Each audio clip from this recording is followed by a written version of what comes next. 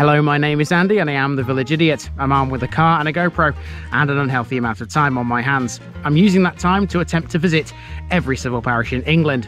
You're watching the Derbyshire Dales series. The Dales contain some of the most beautiful British scenery. It's a magnificent area. Here's one of its 109 civil parishes.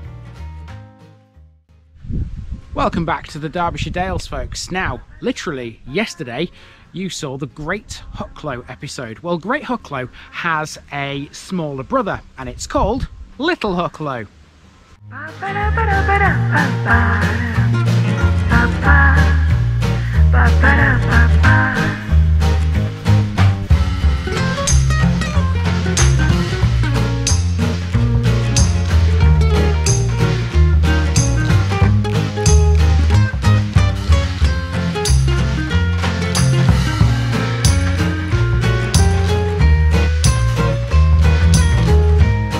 Here's my disclaimer for people who may be watching me for the first time. I say things as I would in my native accent and dialect.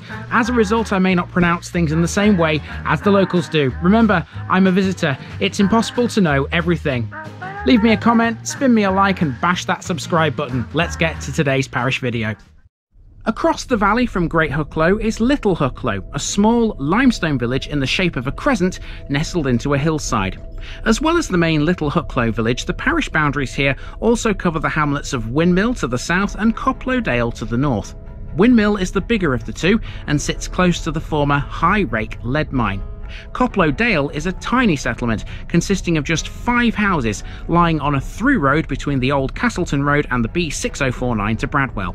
Coplow Dale's name can be explained by way of a nearby tumulus, but for Windmill it's a bit less obvious. Lead mining in earlier centuries has left its mark on Little Hucklow. Until the late 19th century, most of the inhabitants here worked in lead mining, agriculture and weaving. Many owned or had shares in small mines and supplemented their incomes from small holdings and by taking in weaving from local mills. Never prosperous, the villagers became desperate when the lead industry failed in the 1870s and 1880s. Many families left the village to look for work in the factories of Sheffield and Manchester, leaving derelict mine shafts and houses as scars of their desolation. Those who remained were saved by the later development of quarrying in the area. The modern village only has one real amenity, a pub by the name of the Blind Bull. It's got a story to tell, so let's go and tell it.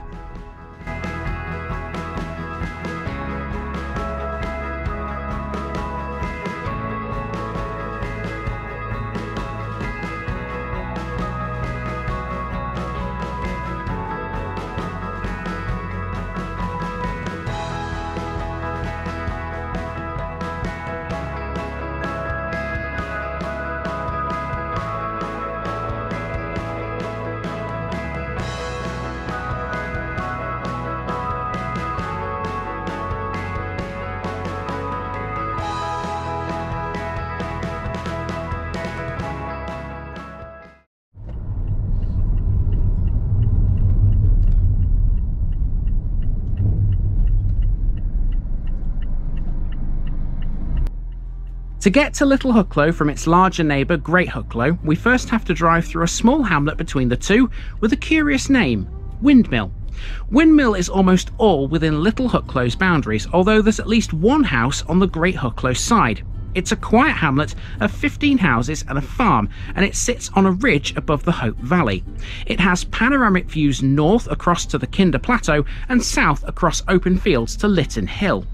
Now, despite its name, there is no evidence of an actual windmill ever being here, although being on a windy ridge, it would certainly have made sense to build one. However, Julie Bunting's article on corn milling in her book Bygone Industries of the Peak suggests the name refers to a winding mill and not one turned by wind power. If milling was a thing here, it was greatly overshadowed by mining. To the west, above Windmill, is the former High Rake lead mine, where the remains of a 700-foot shaft and a huge boiler and engine house with 2 chimneys can be seen. High Rake is one of the major mineral veins of the area and has been mined since at least the 13th century. In one of the Peak District's most ambitious mining schemes ever, the High Rake Mining Company was formed in 1834, and they drove a shaft through a layer of toadstone to the Hucklow Veins deposits of lead ore. In 1842, a massive Cornish-type 2-cylinder pumping engine was installed. It was made at Milton Ironworks in Elsecar near Barnsley and was the largest of its type ever made outside Cornwall. At its height, nearly 40 men were employed per day at high rake. The remains of the mine have no visiting restrictions, and you can also look down the mine shaft, which has now safely been capped with concrete.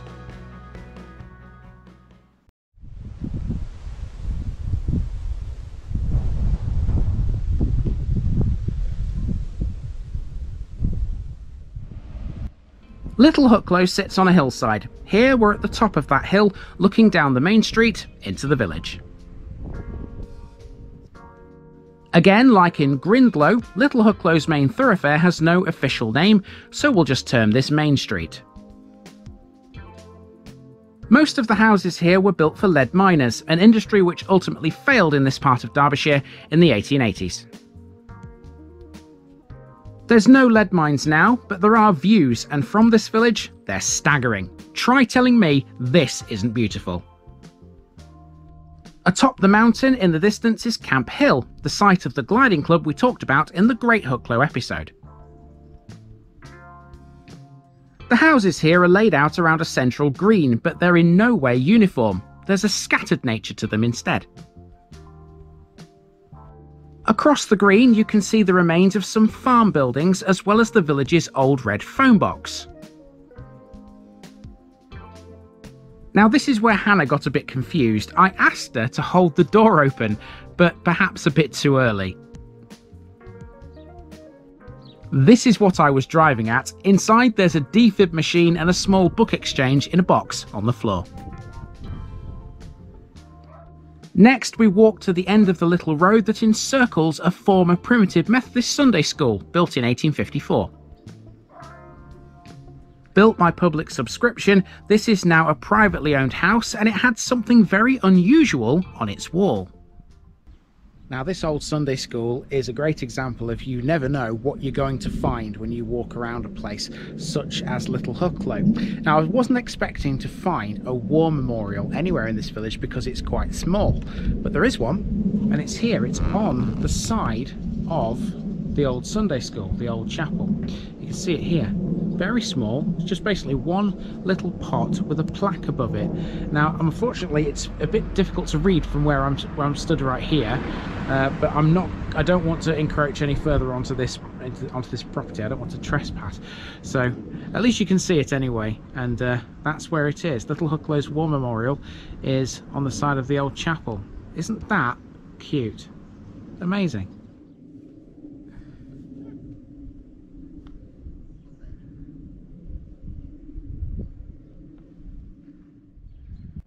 Across the way from the school we have the parish notice board. That's now both Hucklows in the books, 99 to go in the Dales.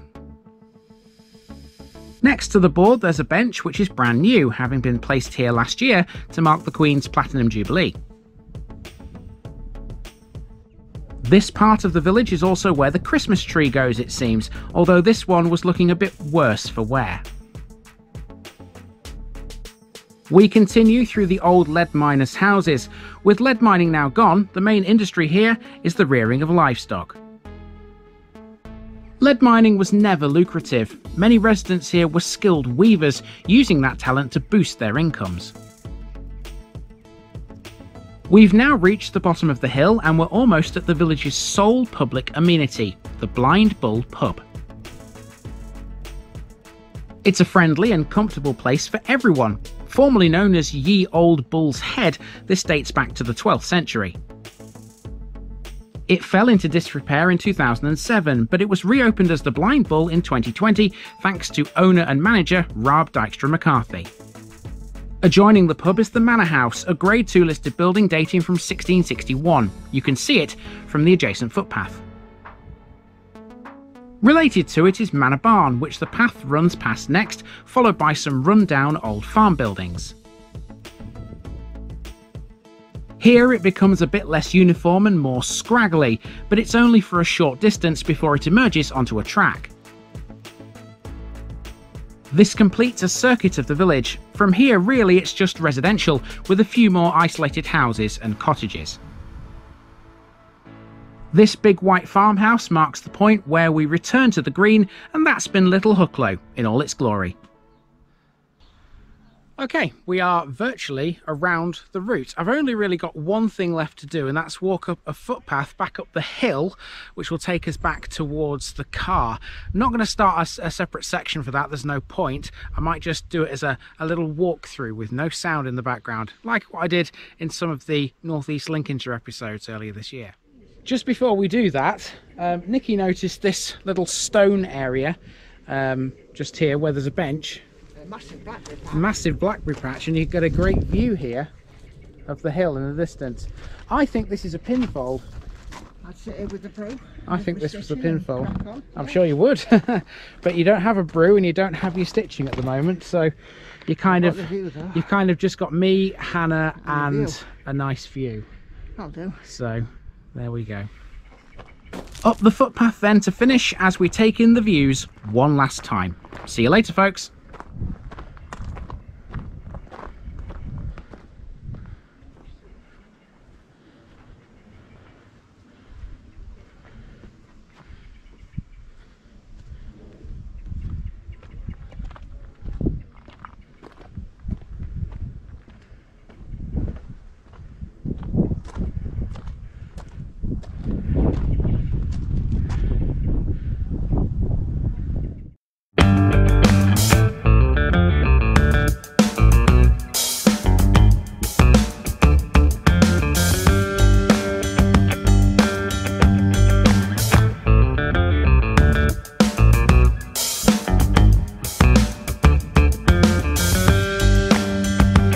Thanks for watching this video, folks. Don't forget to like this episode if you haven't already. It really makes a difference with YouTube. If you're new here, subscribe to the channel for more videos like this, and give us a share too if you've got friends who'd like it. You can find all the links to my social media accounts below, as well as my Buy Me a Coffee page where you can donate to the channel. Also, if you've enjoyed this episode, have a look at some more videos in this series. Until next time, I've been Andy, also known as the Village Idiot, and I'm out.